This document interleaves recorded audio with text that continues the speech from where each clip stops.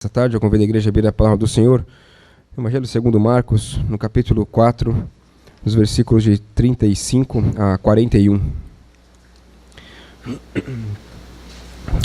Evangelho segundo Marcos, capítulo 4, nos versos 35 a 41.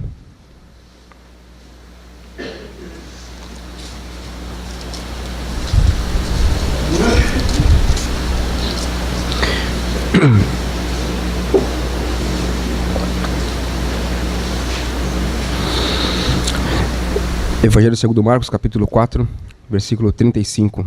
Diz assim a palavra do Senhor. Naquele dia, sendo já tarde, disse-lhes Jesus: passemos para a outra margem. E eles, despedindo a multidão, o levaram, assim como estava, no barco, e outros os barcos o seguiam. Ora, levantou-se grande temporal de vento, e as ondas se arremessavam contra o barco, de modo que o mesmo já estava a encher-se de água. E Jesus estava na popa, dormindo sobre o travesseiro. Eles o despertaram e lhe disseram: Mestre, não te importa que pereçamos? E ele, despertando, repreendeu o vento e disse ao mar: Acalma-te, emudece. O vento se aquietou e fez-se grande bonança. Então lhes disse: Por que sois assim tímidos? Como é que não tendes fé? E eles, possuídos de grande temor, diziam uns aos outros: Quem é este, que até o vento e o mar lhe obedecem?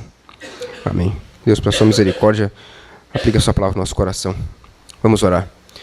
Senhor Deus e Pai de amor, Todo-Poderoso, Deus Criador dos céus e da terra, nosso Criador, nosso Salvador, nos colocamos agora, Pai, diante de Ti, de maneira reverente, ó Deus, reconhecendo, ó Pai, que não temos... que não merecemos, ó Pai, estar diante de Ti, ó Senhor, mas com a certeza, ó Pai, de que o Senhor nos ouve, que o Senhor nos recebe, através da mediação de Jesus, nosso Senhor e nosso Salvador. Queremos suplicar a Ti, ó Pai, que o Senhor tenha compaixão de nós, ó Pai, agora que lemos a Tua santa palavra. Estamos, ó Pai, diante da Tua santa lei, inspirada pelo Teu Santo Espírito, ó Deus, para que fosse utilizada, ó Deus, até hoje para nossa edificação, para nossa exortação, para que pudéssemos, ó Pai, extrair da Tua santa palavra os mandamentos, ó Pai, de como devemos viver, ó Senhor. Devendo ser nossa regra,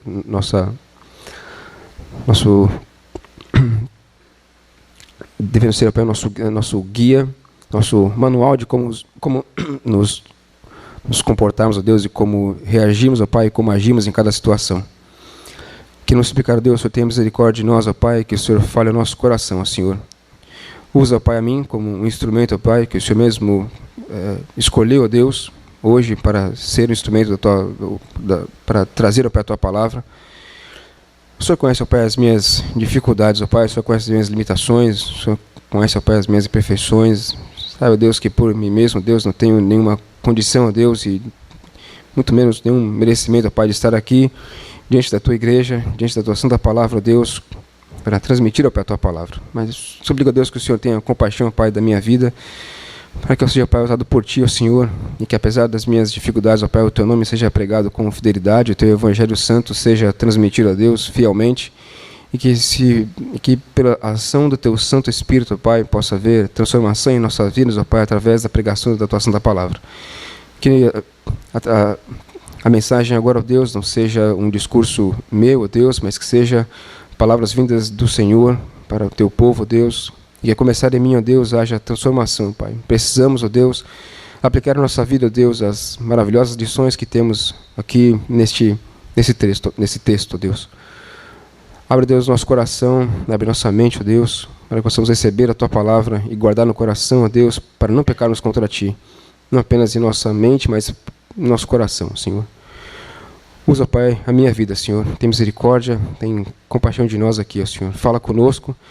Essa é a nossa oração, Pai, nossa súplica, ó Deus, em nome de Jesus, nosso Senhor e Salvador. Amém. O texto que acabamos de ler mostra um texto bastante conhecido, provavelmente todos aqueles que estão aqui já leram esse texto, já ouviram esse texto pelo menos uma vez. E é um texto que narra o acontecimento da vida de Jesus com seus discípulos quando estavam atravessando o mar da Galileia. E durante essa travessia, uma grande tempestade vem sobre o barco que estava estava levando os discípulos e Jesus para outro lado do mar da Galileia. E durante essa travessia, uma grande tempestade ocorre e os discípulos ficam desesperados, ficam com medo do que pode acontecer com suas vidas, temem por suas vidas. Diz o texto que o barco já estava a encher-se de água. Eles começam a ficar desesperados, preocupados com suas vidas e correm para chamar ao Senhor. E o Senhor Jesus, de maneira tranquila, repreende o mar, o vento e tudo se acalma. E os discípulos ficam impressionados. E são poucos os relatos na palavra de Deus que mostram os discípulos tão impressionados com o que Jesus havia feito. Talvez porque alguns deles eram pescadores, talvez estivessem acostumados a ver esse tipo de tempestade no mar da Galileia, ou talvez mesmo que os que não eram pescadores viam aquelas tempestades e viam como os ventos e as ondas eram bravias e ficaram impressionados como o Senhor Jesus, apenas com o poder da sua palavra, acalmou todas as coisas. E é um texto que traz para nós pelo menos 4 lições que vamos que vamos expor hoje com a graça de Deus. A primeira lição é que nosso Senhor era verdadeiramente Deus e homem ao mesmo tempo, na mesma natureza, mesmo Deus com 2 naturezas. A segunda é que servir a Deus não é uma garantia que nós vamos estar livres das tempestades da nossa vida. A terceira lição que vamos ver é que Jesus é Deus e tem um poder ilimitado sobre todas as coisas. E por último, ver como Jesus é incrivelmente paciente e misericordioso para lidar com os seus servos, onde estão assustados e muitas vezes, quando se espera que eles tenham uma fé maior, como o Senhor Jesus é paciente e misericordioso em ensiná-los e continuar a ser o Deus amoroso que Ele é. Vamos ver então primeiro como nosso Senhor era verdadeiramente Deus e homem. Nesse versículo nos diz que quando começou a tempestade, quando o vento batia no barco, quando as ondas batiam no barco, e quando o barco estava quase para já encher de água, a ponto de naufragar, Cristo estava no barco, mas estava dormindo, descansando, repousando depois de um dia árduo de trabalho. E diz a palavra de Deus que já era tarde quando eles começaram essa travessia. Isso nos mostra que o Senhor Jesus, sendo Deus, mas também tinha um corpo humano que é exatamente igual ao nosso. Um corpo que sentia fome, precisava comer. Um corpo que sentia sede, que precisava descansar depois de um dia de trabalho. Também sentia dor, sentia o cansaço.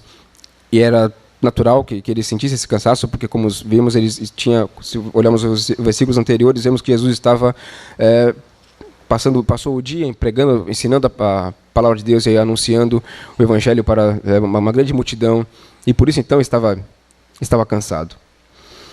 Estava cansado e aproveita aquela viagem para dormir, mas como tudo na vida do nosso Senhor, não deve ser encarado como algo sem nenhum propósito.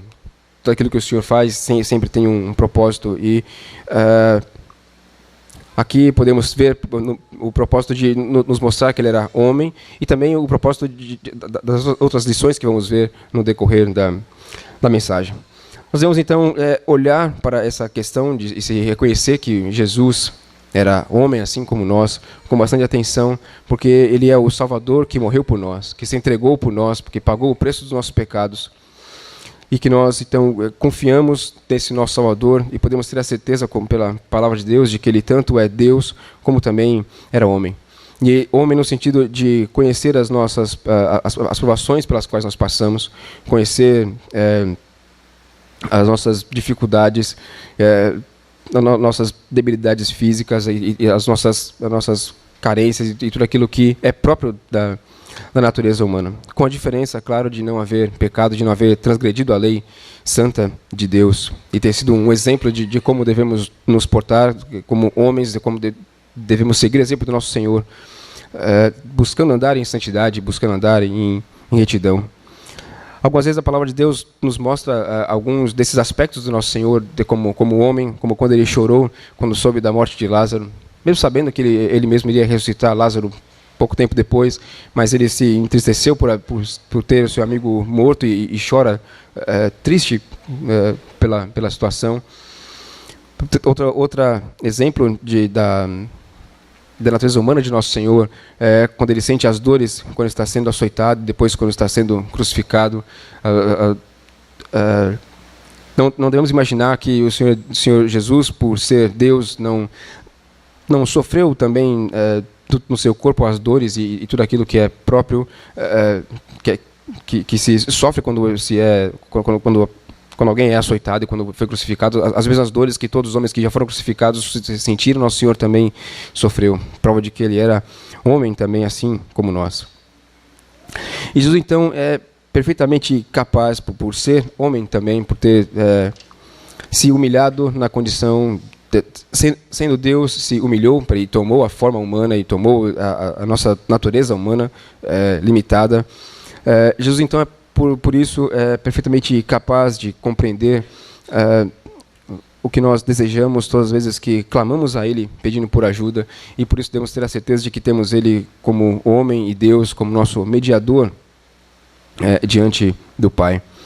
É mais ou menos essa relação que existe, o propósito de Cristo se manifestar como homem para hoje ser o nosso mediador, é para que pudéssemos ter a certeza de que Ele compreende as nossas limitações.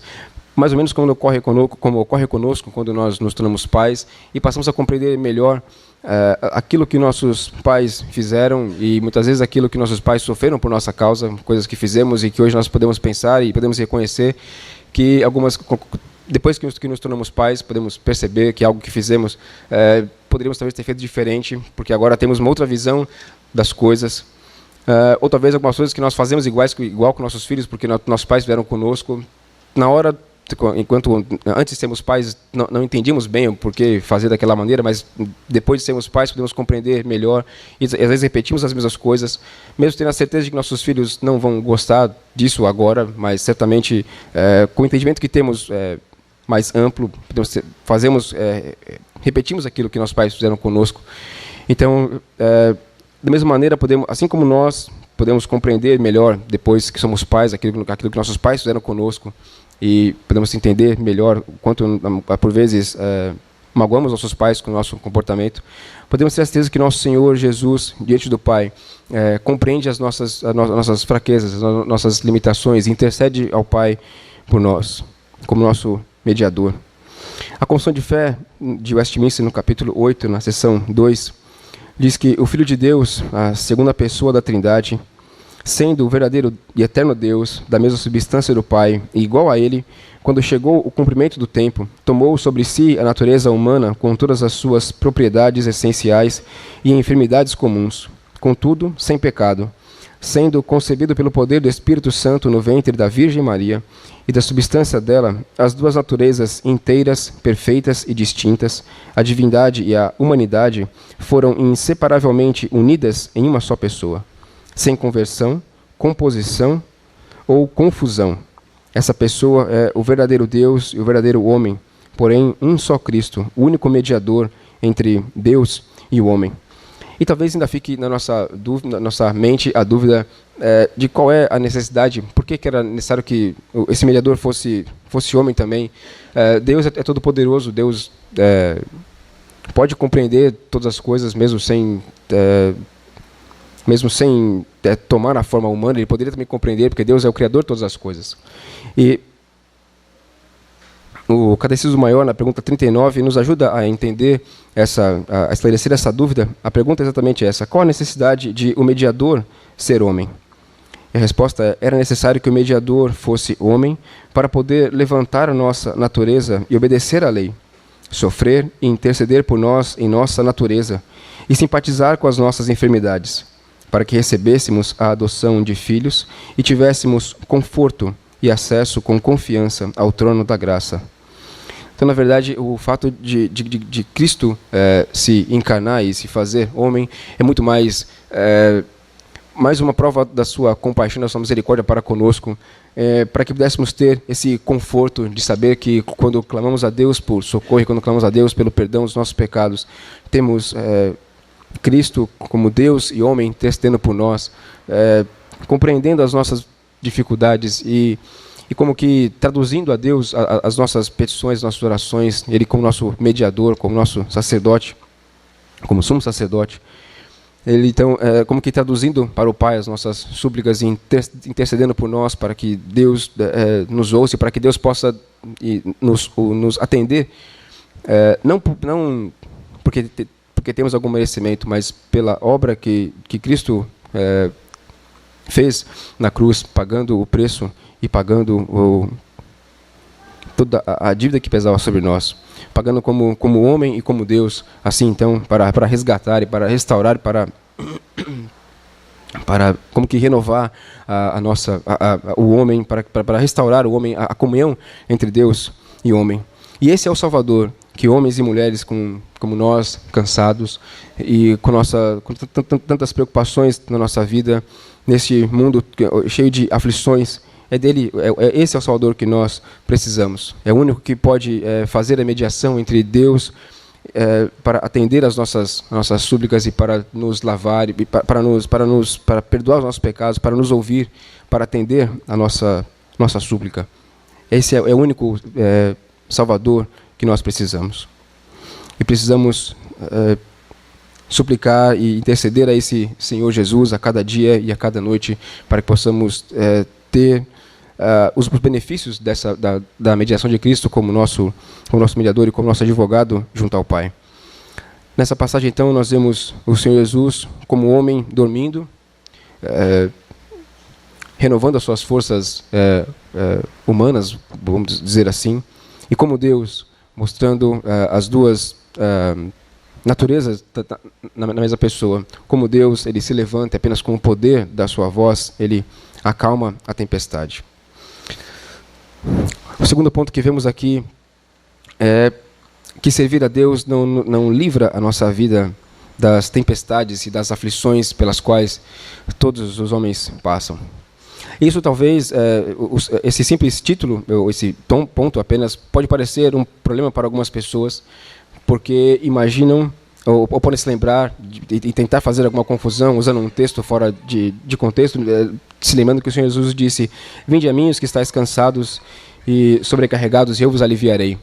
Então alguém pode ouvir eu dizer que servir a Deus nos livra das tempestades, mas por outro lado o Senhor Jesus disse que era para aqueles que estavam cansados e oprimidos irem até Ele e que seriam aliviados. Há aqui alguma contradição? De maneira alguma, porque a palavra de Deus não se contradiz de maneira alguma, e nós precisamos entender e ler a palavra de Deus como um todo, e não apenas pegar um texto isolado e a partir desse texto querer fazer alguma aplicação. Precisamos ler a palavra de Deus como um todo para compreender tudo aquilo que ela nos ensina. E aqui temos um exemplo de como servir a Cristo e como obedecer a Cristo não nos livra das tempestades. Talvez não uma tempestade literal, como ocorreu aqui. Talvez nós não estejamos no meio de nunca passemos por uma tempestade em alto mar, mas certamente cada um de nós, desde o mais novo ao mais velho, certamente passa por aflições e por tempestades em suas vidas. Algumas mais severas, outras mais calmas, mas certamente todos nós podemos nos lembrar com facilidade de alguma aflição que já passamos em nossa vida. E nesse texto nós vemos os 12 apóstolos obedecendo ao Senhor. Vemos que eles estavam seguindo e cumprindo aquilo que Jesus havia dito para eles fazerem. Eles estavam com o Senhor, enquanto o Senhor Jesus estava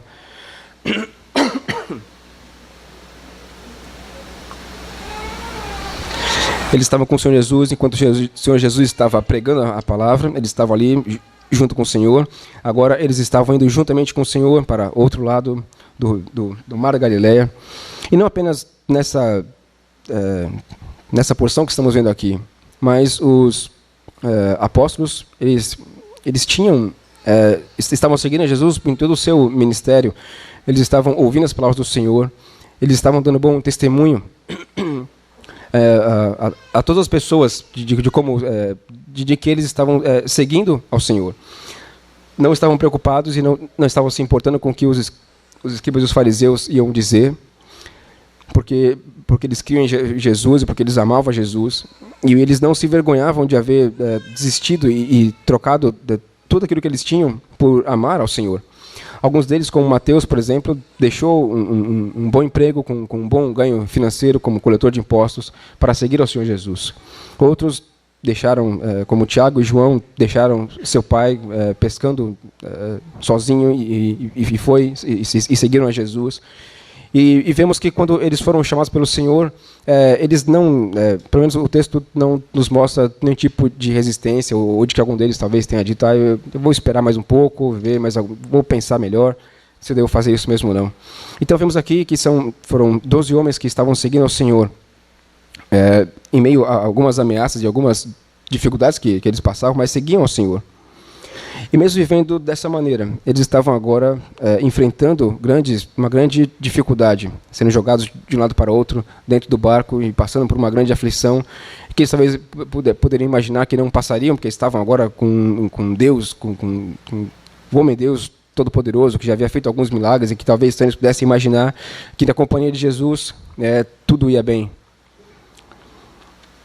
Mas não é isso que vemos aqui. Vemos essa tempestade e o perigo de naufragarem. E nós podemos ter a certeza de que, se nós somos verdadeiros cristãos, nós não devemos esperar que tudo ocorra suavemente em nossa jornada até o céu.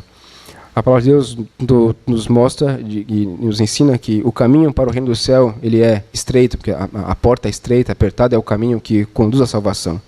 E podemos dizer que o caminho, além de ser estreito, ele também é cheio de pedras. Então, realmente, a palavra de Deus mesmo nos ensina que seguir a Cristo, que seguir a vontade de Deus não é algo fácil, não é algo que nós conseguimos fazer de maneira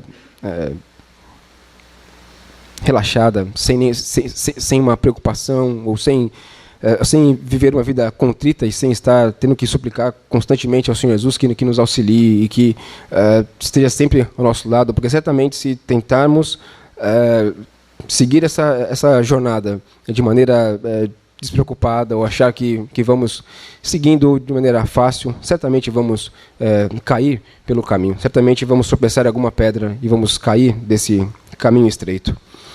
Nós não devemos estranhar se enfrentamos enfermidades, se enfrentamos perdas, privações, desapontamentos e tristezas em nosso casamento ou com nossos filhos.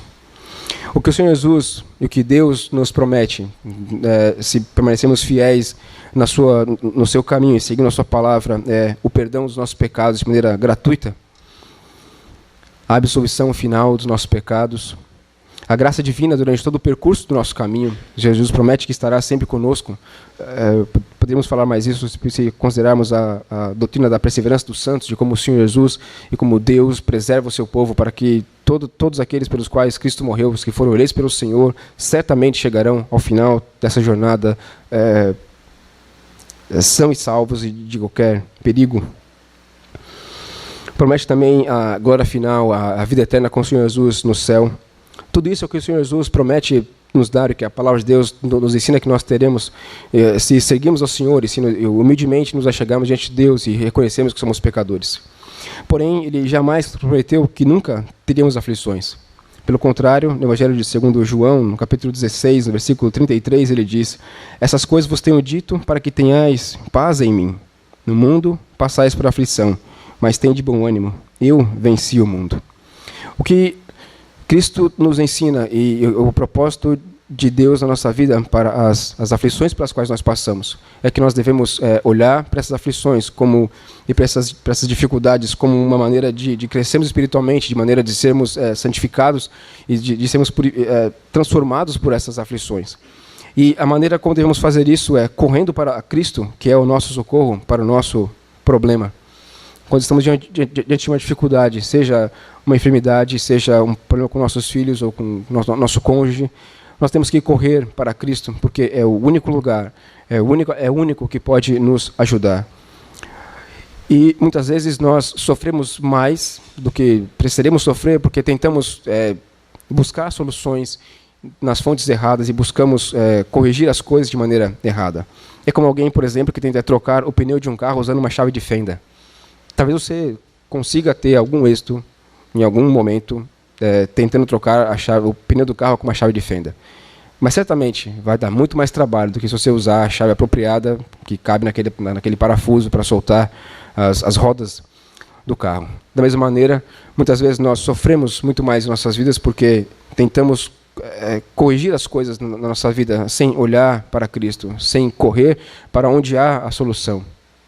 Tentamos inventar maneiras de passar pelas dificuldades, tentamos inventar maneiras de corrigir as coisas em nosso casamento, ou tentar outras maneiras de educar nossos filhos de maneira melhor, ou simplesmente esquecemos de Deus e corremos atrás dos melhores médicos possíveis para suprir a nossa falta de saúde. Mas esquecemos do mais importante, que é buscar, em primeiro lugar, a Cristo Jesus.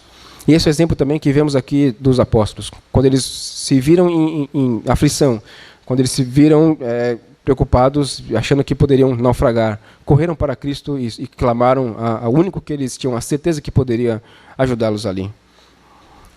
É interessante como o texto não mostra que eles tentaram contornar as coisas de alguma maneira, que tentaram tirar a água de dentro do barco, tentaram manobrar as coisas. Mas diz que quando eles... Versículo 37 diz: Ora, levantou-se grande temporal de vento e as ondas se arremessavam contra o barco, de modo que o mesmo já estava a encher-se de água. Jesus na popa, dormindo sobre o travesseiro. Eles despertaram e lhe disseram: Mestre, não te importa que pereçamos? Vemos que os discípulos correram direto para Jesus. Eles sabiam que Cristo podia trazer a solução para o problema que eles estavam enfrentando. E nós devemos fazer a mesma coisa. Correr para Cristo, com a certeza de que lá encontraremos a solução. E através dessas aflições pelas quais nós passamos, o Senhor Jesus nos ensina muitas lições preciosas e que talvez nós não aprenderíamos de outra maneira. Pela aflição e com essa necessidade que temos de correr para Cristo, para buscar o socorro, Ele nos ensina o quanto nós somos vazios, o quanto nós somos fracos, o quanto somos pequenos, e quanto precisamos correr, e quanto precisamos desesperadamente correr para o trono da graça, suplicando por auxílio e por socorro do nosso Senhor. Dessa maneira, então, quando nos humilhamos e quando nos achegamos ao Senhor, Ele, então, purifica os nossos corações, nos faz compreender que precisamos nos desligar das coisas desse mundo e correr para Cristo, nos afastando desse mundo e fazendo desejar cada vez mais o céu. Entretanto, para passar pelas aflições dessa maneira, para poder olhar para uma aflição e entender e crer que elas têm esse propósito glorioso nas nossas vidas, nós precisamos ter fé. E sem a fé, jamais vamos correr para Cristo em primeiro lugar. Mesmo que nós não percebamos isso enquanto estamos no meio da aflição, podemos ter a certeza de que a fé e a aflição têm um propósito glorioso para a nossa vida. E a fé é que abre nossos olhos para poder enxergar dessa maneira. Nesse caso, então, se não temos essa fé, temos que repetir aquela oração que os discípulos fizeram, dizendo: Senhor, aumenta-nos a fé. A cada dia temos que suplicar ao Senhor que aumente a nossa fé. E porque, por outro lado, também, nós talvez nunca perceberíamos a fraqueza da nossa fé e nunca perceberíamos o quanto precisamos clamar ao Senhor Deus por fé, se não fôssemos colocados diante de tribulação. Felizes são os homens e felizes são os cristãos que descobrem por experiência que a sua fé é capaz de resistir às aflições, que tem fé em Deus e que, mesmo passando pela mais dura aflição que seja, tem a certeza de que o Senhor conduz todas as coisas, que o Senhor está à frente e que essa aflição pela qual tem passado tem um propósito glorioso, o propósito, em primeiro lugar, de glorificar o nome do nosso Deus. Podemos ver na palavra de Deus muitos exemplos de homens que passaram por aflições, por perseguições, muitos deles de maneira injusta, simplesmente porque queriam obedecer a Deus e que resistiram firmemente por terem essa fé no Senhor. Temos, por exemplo, José, que foi perseguido na casa de Potifar e foi acusado, foi preso e teve a sua vida toda transformada e passou por grandes aflições e simplesmente por permanecer fiel ao Senhor Deus. Davi também, perseguido por Saul, sem que ele tivesse feito nem o mal a Saul. Saul apenas por ver nele a Deus, mas odiava a Davi e perseguiu a Davi sem nenhum motivo. E Davi permaneceu fiel ao Senhor. E Davi teve oportunidades algumas vezes de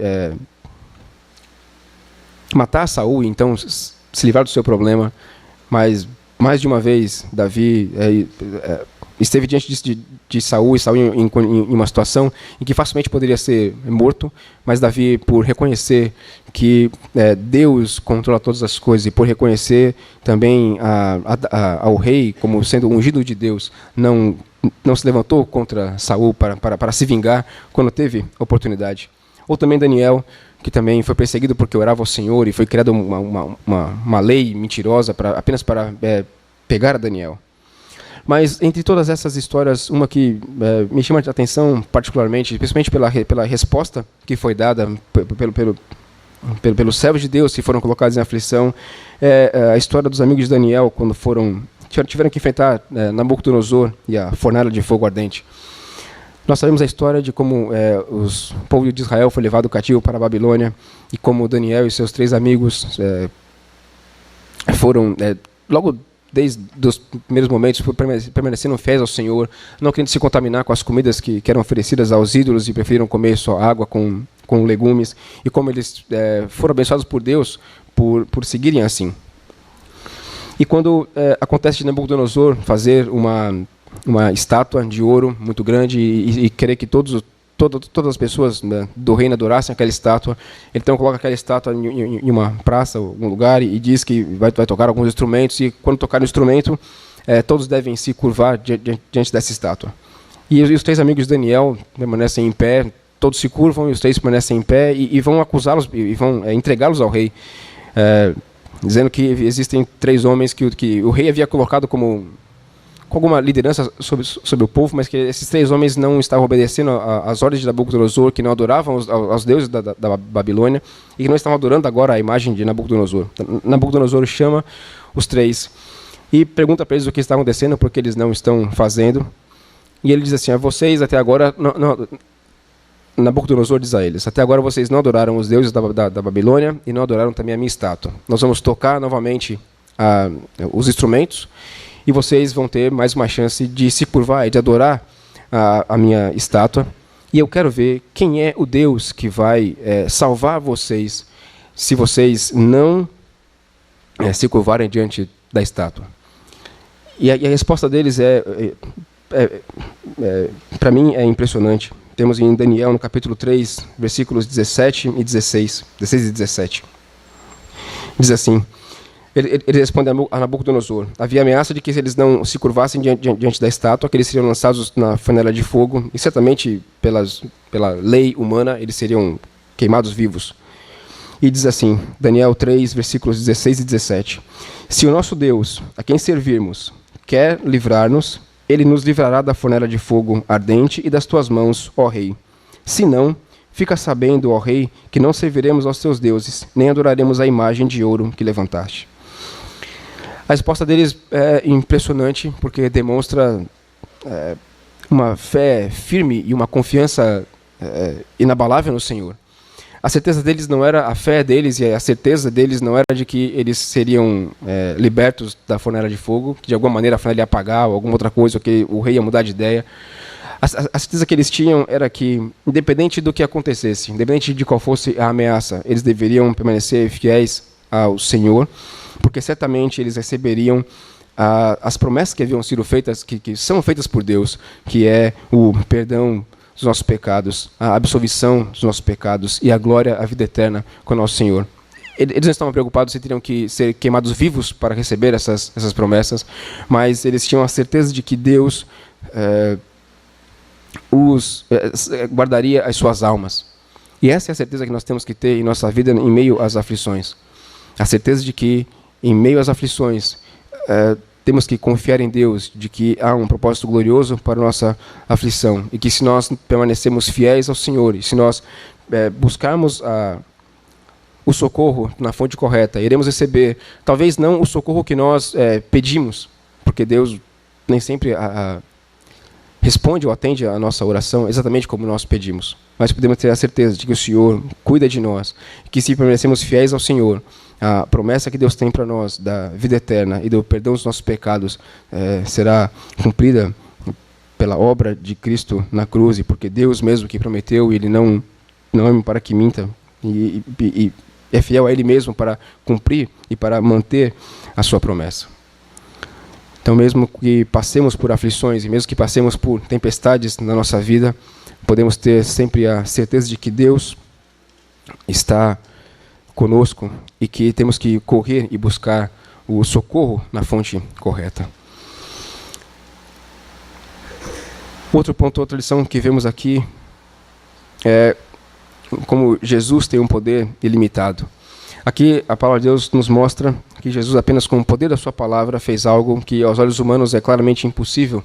Ele apenas com a sua palavra deu uma ordem para o vento e o mar, e eles se acalmaram. O que era uma grande tempestade, ondas e ventos, a ponto de quase virar o barco, se transforma em uma piscina calma, tranquila, para seguir a viagem. Jesus, então, com poucas palavras, transformou em calmaria aquilo que era uma furiosa tempestade. Essas palavras foram proferidas por aquele que, no princípio, junto com Deus, o Pai, criou todas as coisas. Os elementos como que reconheceram a voz do Senhor e se acalmaram, e como servos obedientes, na mesma hora em que ouviram a voz do Senhor, dizendo para ficarem quietos, na mesma hora se acalmaram. Seria bom se nossos filhos fossem assim também, mais vezes, e que nós também fôssemos assim com o nosso Senhor. Quando ouvíssemos a voz do nosso Senhor, atender aquilo que Deus nos ensina. Mas o que queremos extrair do texto aqui não é exatamente o poder de Deus, o poder de Cristo sobre o vento, sobre o mar, mas sim como Ele pode usar esse mesmo poder maravilhoso e infinito para transformar a nossa vida. Porque para o Senhor nada é impossível. Nenhum sentimento no nosso coração é tempestuoso demais e tão forte que o Senhor Jesus não possa transformar, não possa domá-lo. Nenhum temperamento é tão rude e tão violento, ninguém é tão irado, ninguém é tão mau que o Senhor Jesus não possa transformar. Nenhuma consciência humana é tão inquieta que ele apenas com o poder da sua palavra também não possa acalmar. Nenhum casamento e nenhum filho é tão problemático que Cristo não possa pacificar. Nós podemos ter a certeza, olhando para esse milagre que Cristo fez aqui, de acalmar o vento e o mar apenas com o poder da sua palavra, podemos ter a certeza de que, independente de o quanto pecadores nós somos, existe um jeito para nós. Um pregador, em algum dos simpósios dos puritanos, não me lembro o ano, disse que Deus é muito melhor para perdoar do que nós somos melhores para pecar. Então, por mais que o nosso coração seja mau, mais que o nosso coração seja totalmente voltado contra Deus, se nós nos arrependermos, se nós reconhecemos que somos pecadores e reconhecemos a obra de Cristo na cruz, reconhecemos que Cristo pagou o preço pelo nosso pecado, certamente Deus e Cristo vai nos perdoar e vai nos receber. Temos exemplo claro na palavra de Deus do apóstolo Paulo, um homem que perseguia a igreja, que matou cristãos, que consentiu quando Estevão foi apedrejado. E no momento em que ele é chamado pelo Senhor, no momento em que o Cristo mesmo fala com ele, o propósito no coração dele era o único de ir até as cidades onde havia cristãos para pegar, prender e matar esses cristãos. Então vemos que era um coração terrível, pecador, não sei se podemos dizer pecador ao extremo, mas alguém que foi alcançado por Deus no caminho para matar aqueles que amavam o Senhor. E esse é o poder, demonstração do poder ilimitado do nosso Senhor.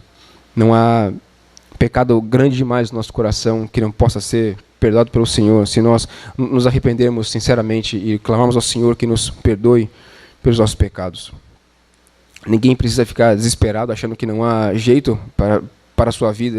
Eu sou terrível, peco demais e não há nada mais que eu possa fazer. A minha vida estou como que em um redemoinho e mais pecados na minha vida. Se essa pessoa parar e se reconhecer como pecador, desistir do seu orgulho e se prostrar aos pés de Cristo com humildade, reconhecendo que precisa dele para resolver os seus problemas, os nossos problemas, e que sem a ajuda sem a obra de Cristo, os seus esforços são inúteis. Quem se reconhece nessa situação certamente encontra paz para a sua vida. É nesse sentido que Cristo fala que vai nos aliviar. Quando nos reconhecemos como pecadores e corremos para a cruz de Cristo. Enquanto nos reconhecemos como pecadores, mas não buscamos a cruz de Cristo, voltamos para aquele exemplo de alguém que tenta trocar o pneu do carro com a chave de fenda. A única maneira de encontrarmos paz e o conforto para a nossa alma como pecadores, é nos arrependermos, nos humilharmos diante do Senhor e suplicarmos pelo seu perdão. Cristo pode operar os milagres do nosso coração. Ninguém precisa se desesperar, temendo que não conseguirá chegar ao fim da jornada. Uma vez que tenha entregue a sua alma aos cuidados de Cristo, Cristo certamente nos conduzirá, são e salvos, em meio a qualquer perigo, até o final da nossa jornada, e nos guiará para entrarmos pelas portas do céu, para passarmos a eternidade com Cristo e com Deus, louvando e glorificando o nome do nosso Deus. Mesmo que tudo ao nosso redor, e até mesmo dentro de nós, pareça ser contra a nossa caminhada rumo ao céu, podemos ter a certeza que nada disso é mais poderoso do que o nosso Senhor e Salvador, Jesus Cristo. Se Ele estiver ao nosso lado, se nós estivermos confiando no Senhor e nos humilharmos constantemente, suplicando pelo seu auxílio, se tivermos Ele ao nosso lado, no nosso barco, caminhando juntamente conosco, podemos ter a certeza e podemos ter a certeza de que chegaremos ao final da nossa jornada e podemos declarar sem nenhum medo e sem nenhuma dúvida de que maior é aquele que está em nós do que aqueles que estão contra nós. Seja dentro de nós, nosso próprio pecado, ou aqueles que estão ao nosso redor nos perseguindo. Todos eles serão vencidos e derrotados pelo Senhor Jesus, porque Ele assim promete que fará e nos levará aos céus. E por fim, vemos como Jesus é incrivelmente paciente e misericordioso para lidar com seus servos. No final os últimos 2 versículos vemos: então lhes disse, por que sois assim tímidos? Como é que não tendes fé? E eles, possuídos de grande temor, diziam uns aos outros: quem é este que até o vento e o mar lhe obedecem? Por fim, vemos aqui os discípulos demonstrarem uma grande... depois que os discípulos demonstraram a fraqueza da sua fé e deram lugar ao medo, eles esqueceram dos milagres que Cristo havia feito e do cuidado que Cristo tinha com eles. Esqueceram de todas essas coisas diante da tempestade. Pensaram apenas no perigo que estava vindo sobre o barco, mas correram para a fonte certa, que era para Cristo Jesus. E podemos ver Jesus, depois disso, tratando eles da maneira mais gentil e terna possível. Jesus não os repreende, não os diz: como vocês podem ficar assim tão... ser tão incrédulos? Já viram tantas coisas que eu já falei, tantas coisas que eu já fiz, e como é que agora vocês, diante dessa tempestade, parecem que estão sozinhos? Não tiveram a tranquilidade para esperar que a tempestade passasse ou algo assim. O que isso faz simplesmente sem ameaça ou sem demonstrar nenhuma rejeição diante da dificuldade deles, apenas faz uma pergunta: como é que não tendes fé? Isso mostra como nosso Senhor ele é dotado de uma imensa compaixão e de uma terna misericórdia. Como diz o Salmo 103, no versículo 13, diz: como um pai se compadece de seus filhos, assim o Senhor se compadece dos que o temem. Jesus não nos trata como nós merecemos em razão dos nossos pecados, quando nos arrependemos e confessamos nossos pecados. Ele vê as nossas fraquezas, as nossas dificuldades, as nossas limitações. Ele conhece os defeitos da nossa fé, da nossa esperança, do nosso amor a Ele, da nossa coragem. Sabe que enquanto estivermos aqui nessa vida, vamos oscilar entre momentos de uma fé muito forte e que parece que nada nos abala, e os momentos em que parecemos ter uma fé tão fraca, tão pequena, e qualquer vento pode nos desestabilizar. E apesar de tudo isso, apesar dessa oscilação, certamente todos nós, filhos de Deus, passamos. Cristo não nos rejeita. Ele nos sustenta continuamente, sempre nos sustentando, nos amparando, porque Ele nos ama para sempre. Quando nós caímos, Ele nos ergue, Ele nos restaura depois dos nossos erros. O salmo que nós lemos foi escrito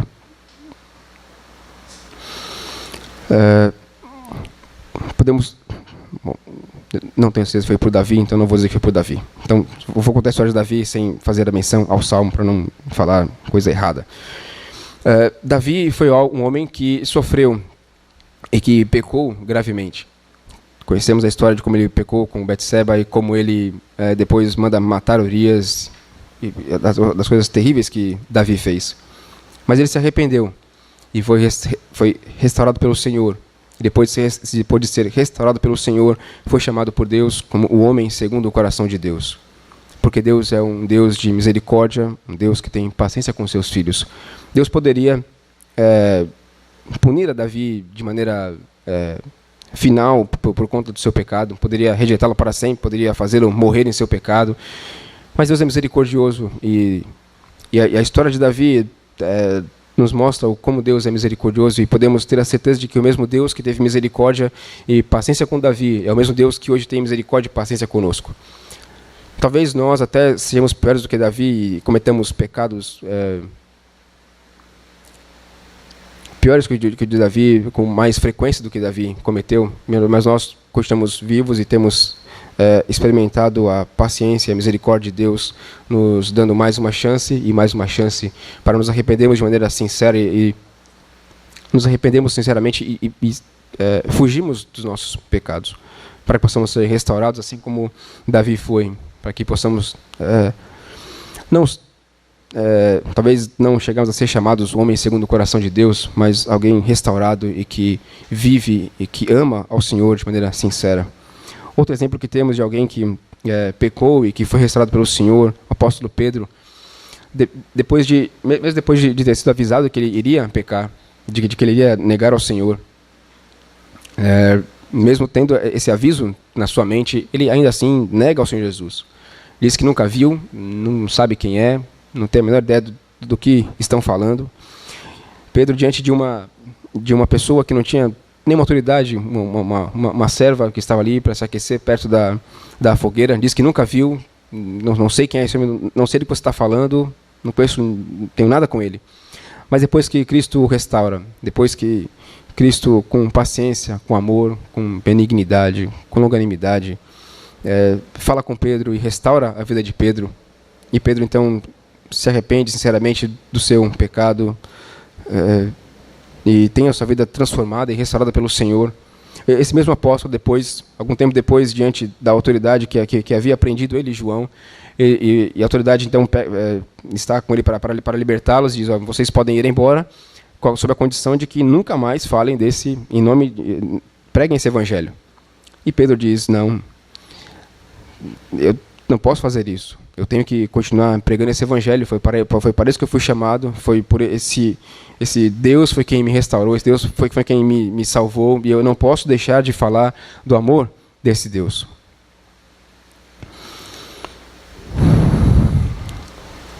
Vemos então como Deus é misericordioso conosco. O mesmo Deus que teve amor e misericórdia e paciência com Davi e Pedro, tem também para conosco ainda hoje. A paciência de Cristo, assim como o seu amor, é uma paciência e amor que excede todo entendimento e excede qualquer limite. Não uma cota de paciência do nosso Senhor. Quando Jesus percebe um coração sincero, a sua glória cobre as muitas faltas. Quando nos arrependemos sinceramente dos nossos pecados, o Senhor Jesus perdoa as nossas faltas e repetidas vezes nos perdoa e tem paciência conosco. Trícia, a irmã da minha esposa, às vezes brinca comigo dizendo que eu sou um poço de paciência. E eu falo com ela: não, o poço está secando.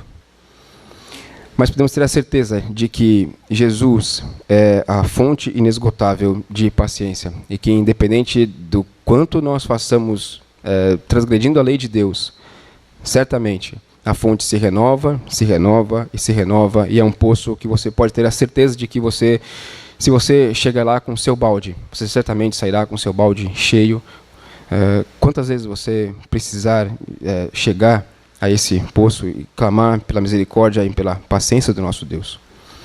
De coração sincero, arrependido dos nossos pecados. Que Deus, pela sua misericórdia, nos ajude a sempre nos lembrarmos que Deus nunca muda.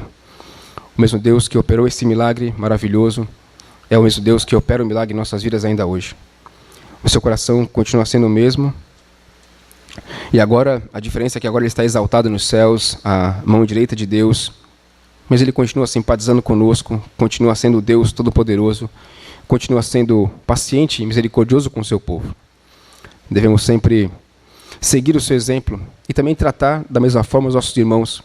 Eles talvez errem contra nós, mas se Jesus os recebeu e pode lidar com eles, se Cristo pode perdoar os seus pecados, ele que pagou o preço por esses pecados, nós também certamente podemos fazer o mesmo para com o nosso próximo e demonstrar amor, paciência e perdão para o nosso próximo. E talvez a nossa vida esteja extremamente frágil e instável, mas se nós pudermos realmente dizer que temos seguido a Cristo e que temos crido nele, então poderemos achar conforto e consolo para a nossa vida. A pergunta que nós temos que fazer para nossas vidas e considerar como temos vivido não é se nós agora aqui já somos tão perfeitos quanto seremos quando estivermos no céu. Mas o que nós temos que pensar e a cada instante da nossa vida é se nós somos realmente sinceros quando nos aproximamos de nosso Senhor Jesus Cristo. E se realmente nos arrependemos com sinceridade e se cremos nele de todo o coração, nos humilhando e nos arrependendo diante do seu santo trono de graça. Deus, pela sua misericórdia, aplique a sua palavra no nosso coração. Eu vou pedir